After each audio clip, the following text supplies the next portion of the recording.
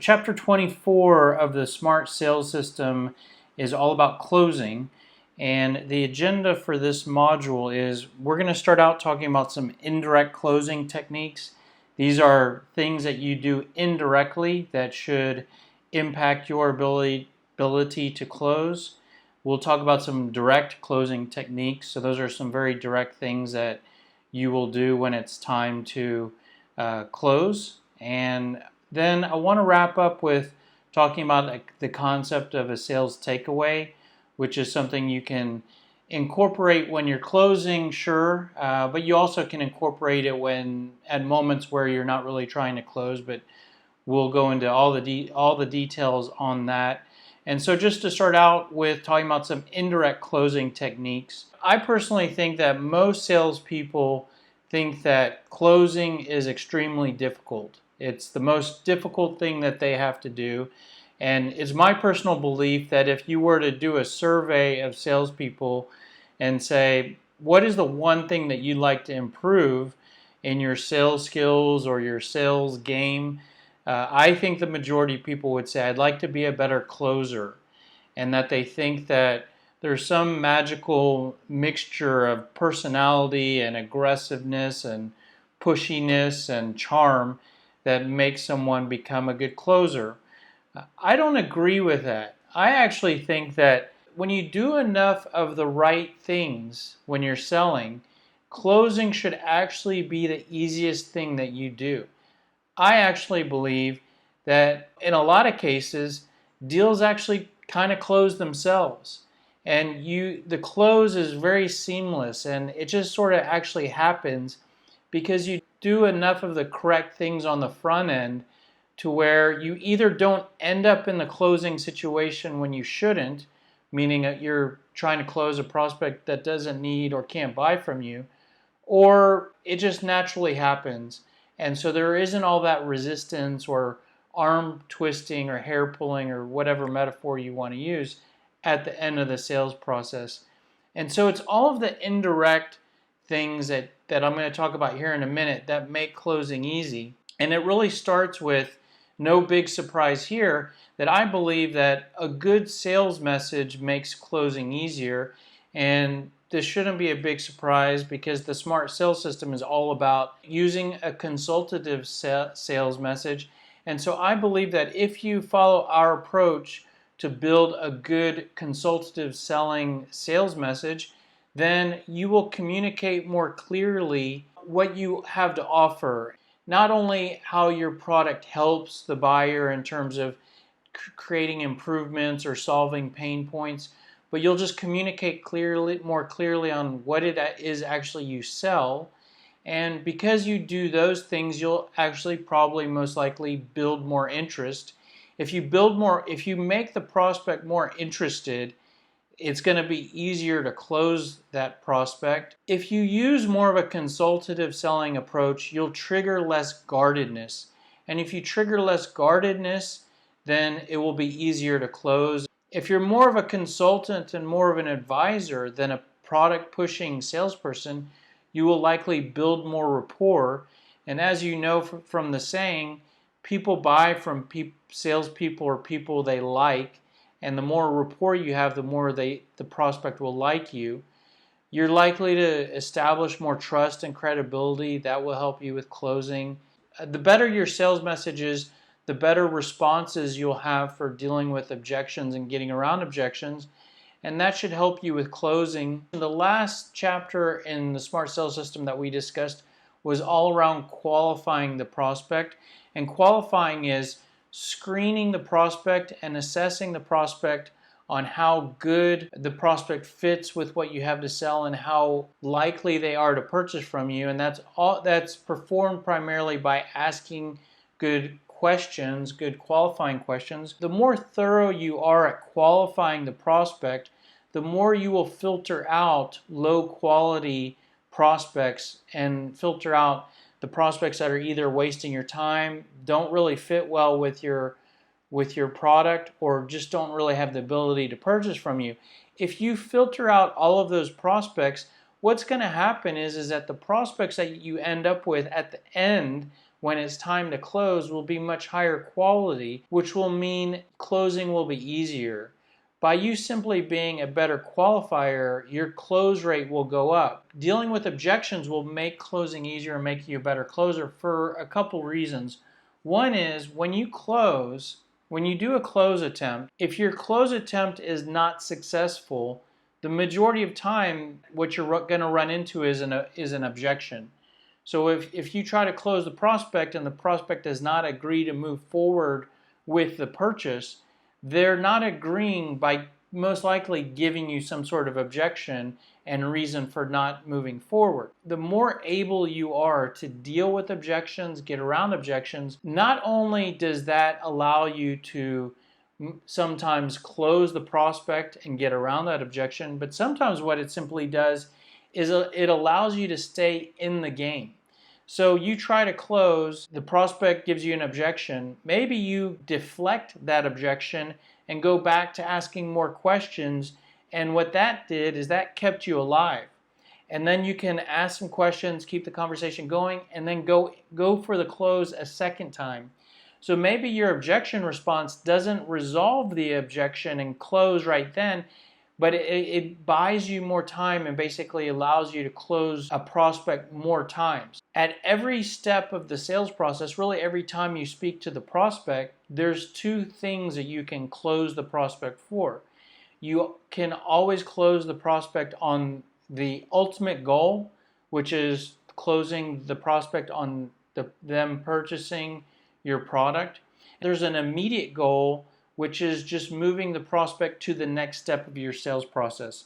So at any given point, when you're talking to a prospect, you have two goals. You have the ultimate goal, which is them purchasing your product or service, and the immediate goal is closing them on moving to the next step of your sales process. So if you're at the initial contact, your immediate goal is just to close the prospect on the meeting. And if you're in the meeting step, your immediate goal is to close the prospect for moving forward to the presentation. It can be easy to lose sight of that and always just focus on the ultimate goal of selling the product because that's what's natural, that's what you get paid on, that's what you're getting measured on most likely. But if you can keep in mind to not focus on selling the product but selling the meeting, or focus on the immediate goal of the next step of your sales process, that can help you to be a better closer for a couple reasons. One is not only is it easier to close the next step than it is to close your product, it's actually more logical. When you're at the initial contact and you're talking to someone for 2 to 5 minutes, it's more logical to just focus on establishing the conversation and keeping the conversation going in the form of a meeting and becoming more aware of this, or it's actually just staying aware of this, because it can be easy to forget this when you're on a quick call or in the heat of the battle or you're dealing with an objection. It can be easy to just try to overcome the objection or just try to sell the product, but you have to stay aware of this. I'm going to talk about some direct closing techniques here now. And the first one is trial closing. So trial closing is like a test close. So this is not, are you ready to move forward today, or here's the contract, or can I get you to sign here? Trial closing is a test close. So it's running like a test on where the prospect is in terms of their interest and intentions, or where they're at in terms of what they're thinking. And so some examples of a trial close questions could be, what do you think about what we've discussed so far? How do you think this fits with what you're needing? How would that feature help you? Is this something you could see your organization using? Are we heading in the right direction? Is this what you were expecting to see? Those are not closing questions that sort of say, okay, are we moving forward? These are questions that just check to see, all right, are we going in the right direction? What are you thinking? And these are also questions that you don't necessarily only ask when you're at the end of the sales process. In fact, you could ask these questions every step of the way. Every time you talk with a prospect, you could check in to say, how are we doing here? Are we going in the right direction? Is this looking good? Is this what you were wanting? And the real power in this is that you could easily not ask these, and you could just assume, okay, because the prospect agreed to meet with me, they want what I am selling. Okay, because the prospect responded to my email, they're interested. And you can just assume that the prospect wants what you sell and that they're understanding what you're trying to explain, that they see the value that you see so clearly. And you could just assume that, and you could just power forward with each step and each conversation. What these questions do is they provide clarity for you and validation that the prospect is on board and understanding and agreeing with where you're at and the direction you're going. And the power in getting that information is that if you just assume and just power forward, you could be totally wrong. And what happens there is that you could end up going in the wrong direction. You could end up wasting time or trying to end up closing a prospect that didn't really understand what you're selling or didn't see value in it or understand the value or just really wasn't a good fit. So when you ask these questions, you're getting real-time data, real-time information from the prospect. What that allows you to do is it allows you to basically tweak the sails on the ship, that you're floating in the open waters, and you can tweak the sails to make sure that the boat is on course and heading directly into port and not just veering totally off course. And that's just very, very powerful data. And that helps you with closing, because if you have that information every step of the way and you've been adjusting the sails, you're less likely to have real big surprises at the end of the sales process. While this is not the necessarily questions you ask when it's time to get the order, these will greatly improve your odds of your ability to close the prospect, your close rate, and make closing easier. Assumptive close. So this is a sales technique, and assumptive close is basically assuming that the prospect is interested in moving forward. So instead of asking them, where they're at or do they want to move forward, you're just assuming that they do. So an example of this might be, we do free consultations every day at 10 a.m. What day works best for you? So instead of saying, would you like a free consultation? You're saying, this is what we do. What day can I put you down for? So you're assuming. Now, that's a little more firm of a sales technique. There's pros and cons with that. That might allow you to kind of get someone that was on the fence to agree to move forward, where if you give them the choice, maybe they would, waffle or ho and hum and not agree to move forward. That aggressiveness, that assertiveness might get you to close some prospects.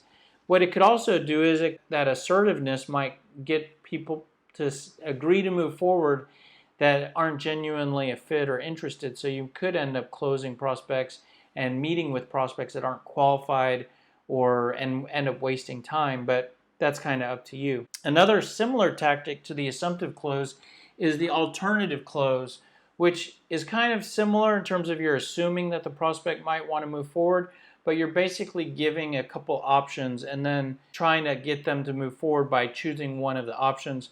So a similar example is we do free consultations every Tuesday or Thursday. Which day works best for you? So you give two options and then ask the prospect which option works best for them. You can turn questions into statements. So I'll give you sort of a social example here. Let's say that you're with a friend, spouse, partner, and you want to eat Chinese food. And instead of saying to someone, are you interested in going and eating Chinese food tonight? You're asking them a question if they're interested, right? You could turn that into a statement by just simply turning the question mark into a period and changing the wording a bit to say, hey, let's go eat Chinese tonight.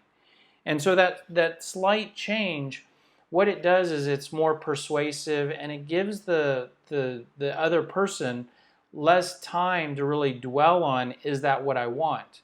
You're kind of just making a suggestion and really taking the time away and the decision away from the other person to say yes or no.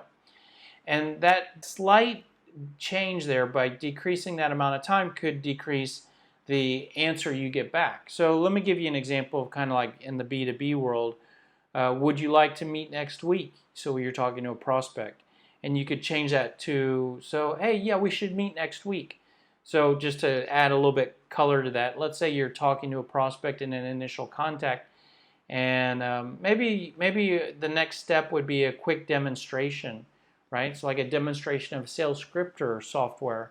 So instead of saying, hey, well, Would you like me to show you a demonstration? It would be about 20 to 30 minutes. So that's a question. I could change that to, well, yeah, I tell you what, why don't I just show you a demonstration? We could do that next week. It'll take 20 or 30 minutes. And so it's kind of changing that more into a statement, and that could increase the odds of you getting acceptance of what you're trying to close for. A softer approach, a more consultative approach, is to let the prospect lead. So if you're trying to go through a series of steps, try to let the prospect determine what the next step is, or try to make it appear like it's their decision and what you're doing next is what they want to do. So some examples of questions where you could let the prospect lead is, okay, well, what do you want to do next? What direction do you want to go from here? Do you want to continue talking about this? When would you like to talk again? What does the path forward look like? These questions are very soft, and it lets the prospect determine what they want to do next. The real power in these is that these build rapport, they're very consultative, they're not pushy, and when the prospect tells you what to do next compared to the pushy close, you know that they're interested. So when they say, well, let's do a demonstration, if that was their suggestion, you know that that's what they're wanting to do next, instead of you saying, oh, well, let's do it. You got to see a demonstration. Meet me for a demonstration. So it's a softer close, but when you get a prospect to agree to that, you know it's more qualified. Now, an important thing here is if you're doing this approach, you really need to do some of the more indirect stuff that I talked about earlier, and the other key concepts in the smart sales system, which is not be a product selling salesperson, basically. If you're a product selling salesperson and you're just powering through and all you're doing is talking about your product, and then when you try to close in this way, most likely the prospect will say, I'm okay, because you're just pushing forward and you're doing all the things wrong that I've already mentioned comes with product selling, product pushing. But if you do a consultative approach where you're communicating the value that you help and the improvements you make, if you're communicating the problems you resolve, if you've qualified the prospect, if you've built rapport, if you've shared an example of other customers you've helped, if you've communicated how you're different, if you've done all of these different standard blocking and tackling things, you should have confidence in just letting the prospect lead you with what step to do next. Because if you've qualified them, you should have identified that at this point, that they fit well, that they need what you sell, that they might genuinely be someone that is able to purchase from you. Whether you let the prospect lead or not with soft closing questions, there's definitely times where it's time to close the deal and ask more hard closing questions. And so here's some examples of those. Are you ready to move forward with the next step of the process? What would you need to be able to make a commitment to move forward? If you had everything you want, are you prepared to move forward? So I like this last question because a lot of times they try to ask you about decreasing price or asking for a discount, and instead of just saying, okay, here's a discount, say, well, okay, well, if I give you the price you're asking for, does that mean you're able to move forward? So anytime a prospect comes at you with either objections or questions or asking for something, before giving it to them, ask them back, if you have that, or if you have everything you're asking for here, does that mean you're ready to move forward? When are you going to make your final decision? A lot of times when you're trying to close, the prospect tries to delay for a period of time. They're kicking the can down the road. So a closing question you could ask there is, okay, well, we could push this off for 6 months, but if I could ask you real quick, is there something different that will be going on in 6 months that will make that a better time to look at this than this? Is the budget situation different? Is your workload different? What is different at that time? I just so I know, what we're delaying this for. Is there anything that's preventing you from being able to move forward with this purchase today? Let's say you validated interest, you validated need, they have budget, and they're not able to pull a trigger. Do you mind if I ask, what's preventing you from moving forward with this? And you can find out that reason and either then try to work around that, or then If they're delaying and you come back, you can really just focus on that one reason as being the reason for the delay. Here's a tool that we call a partnership plan, and this is basically, at the most basic level, it's a table, okay? And the rows are the individual steps between the moment in time where you give this document, this table. By the way, let me just pause. This table you could either show as a slide, just like it is now in a presentation to a prospect. You could have it as a standalone page that you print out and hand to someone. It could be the last page in a proposal. So this is something you would give to a prospect or show to them, and it's just basically a table, right?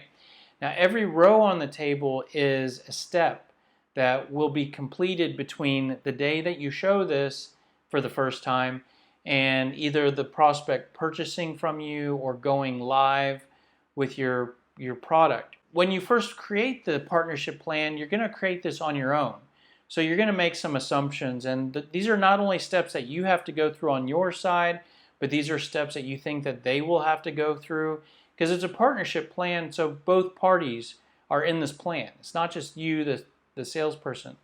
So some of this you're having to make assumptions, and you're going to put dates, and you're going to put owners, and you're going to put a column for the status. Here's some verbiage to use with this tool. If you'd like to move forward, this is what our partnership plan looks like. These are some of the steps that would need to be taken between now and you getting up and running. Based on what we've discussed today, are you interested in moving forward with this plan? So you're not necessarily saying, are you interested in moving forward with purchasing our product? You're saying, are you interested in moving forward with this plan? So you're kind of closing them on the overall plan. Now, certainly you can get pushback, and they might say, well, I can't give you a commitment to that today, or we don't know, or no, we're not.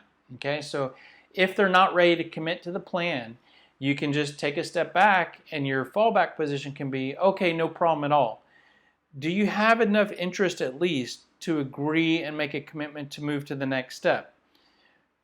So you can see here in this table right here, there's 2 completed steps. Like today we're at the presentation demonstration. The next step's discovery meeting. So you could say, are you at least able to commit to the discovery meeting? And here's a date for when we could do that. You basically get them to commit to the next step. So they're not committing to the whole plan. You're just closing on that next step. Regardless of whether you get their commitment to the whole plan or just the next step, you still need to go through and validate the partnership plan and build it, finalize it with the prospect. So great.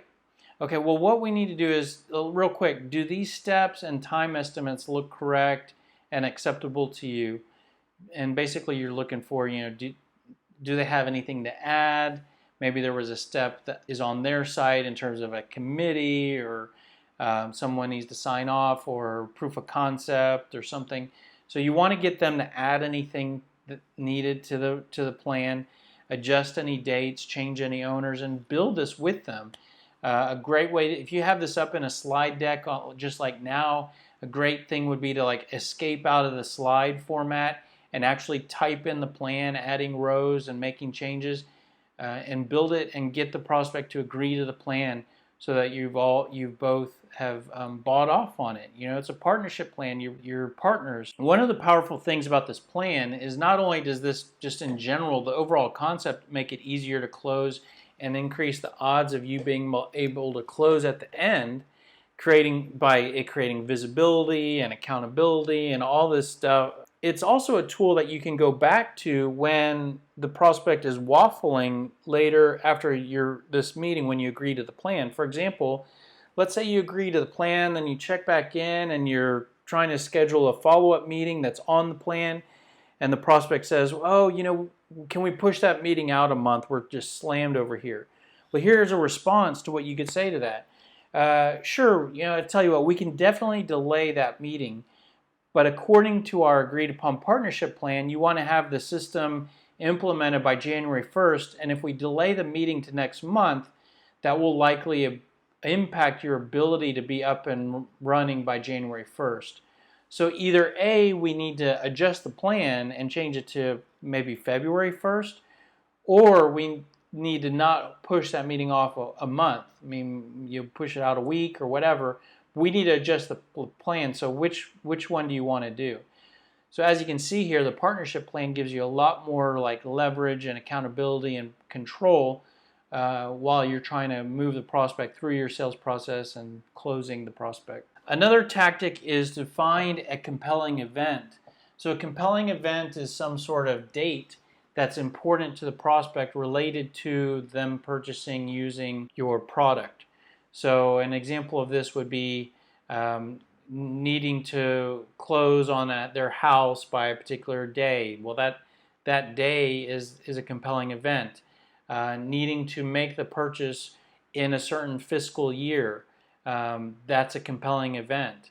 So when you have a compelling event, it kind of works as the same thing with the partnership plan, because when you have a compelling event, when the prospect tries to delay or is moving slowly or isn't responding, you can always reply with that. So if the prospect moves a meeting out, you can reply with, yeah, we can same response I just shared with you. We can move that meeting out, but you wanted to use this fiscal year's budget dollars. If we move that meeting out, we might not be able to get all this done within this fiscal year. So is that important to you? So you can use that compelling event as leverage.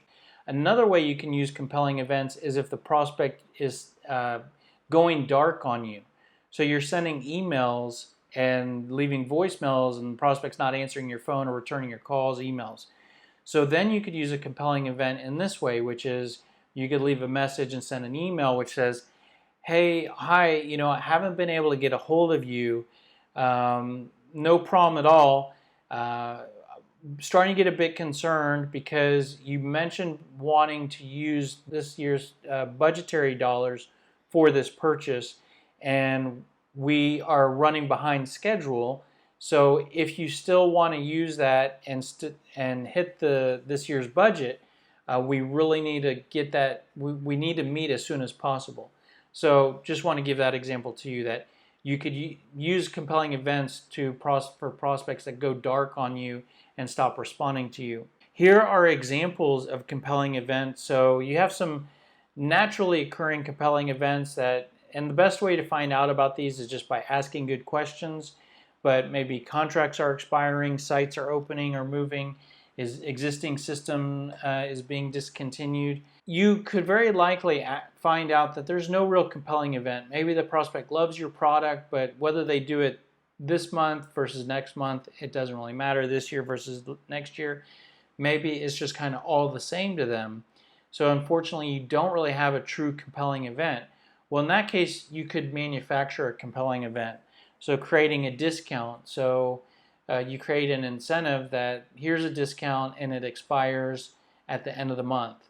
So you've just created a compelling event and you can leverage that discount in the exact same way. So we need to meet because if you still want to take advantage of that discount, it's only available to the end of the month because it's part of our quarterly sales numbers, and next month is a new quarter and I can't get that same level of discount approved. So compelling event. The last thing I want to talk about is the sales takeaway. The sales takeaway is basically the opposite of pushing your product on a prospect. So think of a product pushing salesperson that's saying, this is what I sell, it's great, you'll love it, you got to see it, right? Well, the sales takeaway is the exact opposite of that. So instead of saying you're going to love this, it's great, you're kind of taking it away. So you're saying, I don't know if this is a good fit for you, I don't know if you're going to like this, I don't know if it's going to fit, and you're taking it away what you're instead of trying to sell. So it's a really powerful tactic. It's a bit advanced and it's a bit complicated, so we're going to dive into it in a bit more detail. And so some examples of doing a sales takeaway is just to simply express doubt. I just kind of did that a minute ago to share you some examples, but and you could express these when you're closing or when you're presenting what you have to sell, when you're just starting a cold call. It's a really powerful thing to do. And so you can say, hey, I don't know if you need what we provide. I don't know if we're a good fit for you. I don't know if we can help you in the same way we've helped others. I don't know if you are interested in those improvements I just shared with you. I don't know if you're concerned about any of those areas I just shared with you. I don't know if you're the right person to speak with. I don't know if it makes sense for us to talk. maybe this isn't the right time for you to look at this. Maybe we're not the right product for you. Maybe this is more than you need right now. So those are some examples of expressing doubt, and I'll tell you why you would want to do that and when you want to do that. But another way to do a sales takeaway is when in doubt, call it out. So there could be times where you're talking to a prospect and you're doubting whether or not they're a good fit, or if it makes sense, or if they're going to really need what you sell. And if you're a product salesperson, you just kind of ignore that, and maybe you turn it up a notch to try to talk about more features and push your product more. But another thing you can do is you can do a takeaway. When you start to sense a doubt, you can call it out. And so some examples of that is, let's say you're talking to a prospect and you ask some like pain questions and they don't have any pain, right? Well, you could start to kind of begin to walk away with a sales takeaway by saying something like, well, I don't know. It sounds like you guys have done a pretty good job of putting the right pieces in place. Maybe it doesn't make sense for us to spend too much time talking. So there's a takeaway. Now, it's not to say you close the file right after that and say, have a great day, but you're doing a takeaway, and you're doing it to try to trigger a reaction, and I'll talk to you in a minute about the reactions this will trigger and when to do this, but that's an example of a takeaway. Another example could be, let's say that the prospect is sharing interest, but they don't appear to have a lot of pain. Let me give you an example of a car dealership. So let's say that someone comes to the car dealership and they want to do a test drive, and they love your car. They love the car that they're looking at, but they pulled up in a pretty nice car that's like a year old, right? So you should have some concern that this person doesn't have any pain. So sure, you could still maybe go on a test drive, but maybe it doesn't make sense to go on a test drive, or you might want to kind of not spend a lot of your time with this prospect. Not to say that you would say, oh, I can't take you on a test drive, but you can do a takeaway to kind of see what's going on with the prospect. So let's say they pull up in a nice car. Well, here's an example of what to say. You could say, and this is more of a B2B example here, but where you let's say someone loves your product, but they don't have any pain. Well, I tell you what, I'm a little concerned. You seem very interested in our system, and that's great, but your current system seems to be working pretty well. I'm worried that our teams might spend a lot of valuable time. Then you might find trouble getting funding for this because your current system's working pretty good. So that's a B2B example. Converting that back to the more simple example of a car, you could say, hey, yeah, well, that's great that you love this car. We could go do a test drive. I'm just a bit concerned because you just pulled up in a car that's less than a year old. So, I mean, I just don't want to waste your time doing a test drive. We're going to have to do a bunch of paperwork. I'm going to have to get your driver's license. I'm going to have to get the keys. I don't want to waste your time. Are you really looking for a new car, or, am I potentially going to waste your time? So those are some examples of doing a sales takeaway. Now, the key thing is when to do the sales takeaway. And so I'll make it very simple here. I'm going to give you 3 different scenarios. So the first scenario is everything's positive, right? So this is when a prospect loves what you sell, right? So then you have neutral, where someone's on the fence. So this is where someone could be not necessarily expressing interest in moving forward, but they're also not expressing interest, a lack of a confirmation that they don't want to move forward. So they're not saying, I'm not interested, or we don't want any. They're also not saying, let's move forward. And then you have negative, where the prospect's saying, I'm not interested and this is not a fit. And sometimes the negative could be that they're just not contacting, they're not responding at all, so they're completely dark. Now, so if we look at these 3 scenarios, like I said, you would never, if someone's in the positive scenario, you'd never want to do a sales takeaway because you're moving forward. So don't try to take it away because you're moving forward. When they're in the negative, you don't really need to do a sales takeaway because they've already taken it away.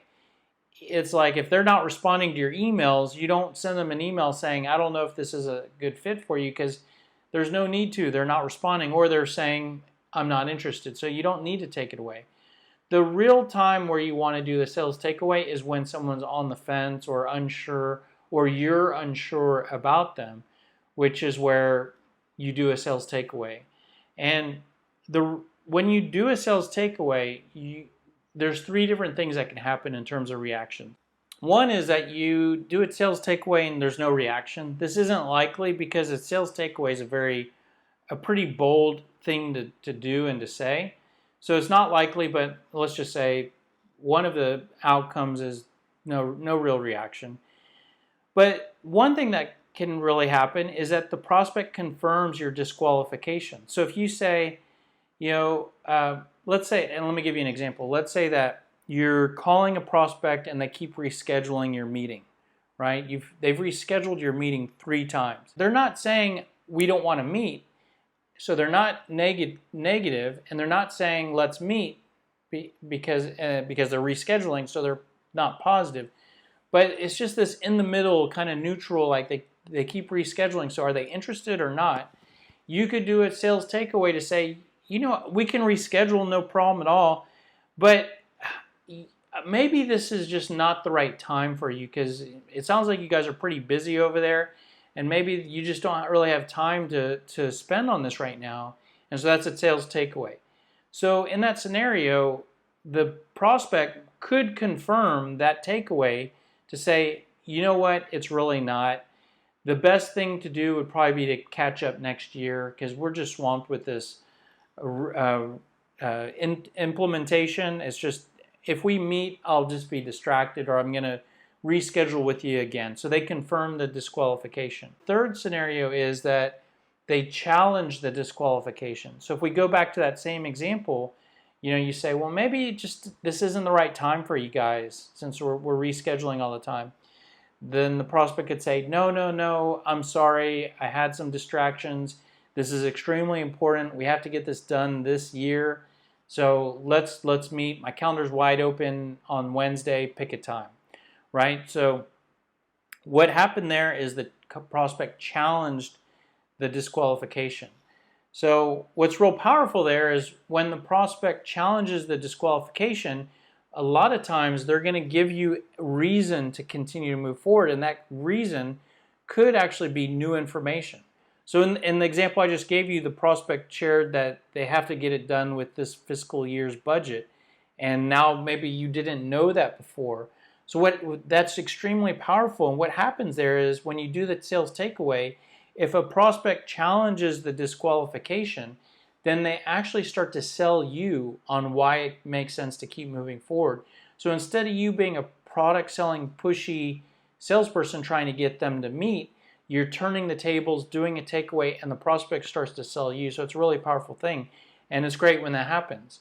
Now, you may look at those 3 scenarios and say, well, but if you do the takeaway and the prospect confirms it, that's a bit risky and a gamble, and you made a mistake. And the reality is that if you do the sales takeaway for a prospect that's in the neutral position, if you've done a decent job of qualifying them and communicating the value you offer, and you've done the right blocking and tackling before that, then if the prospect confirms your takeaway, it probably is not a qualified prospect.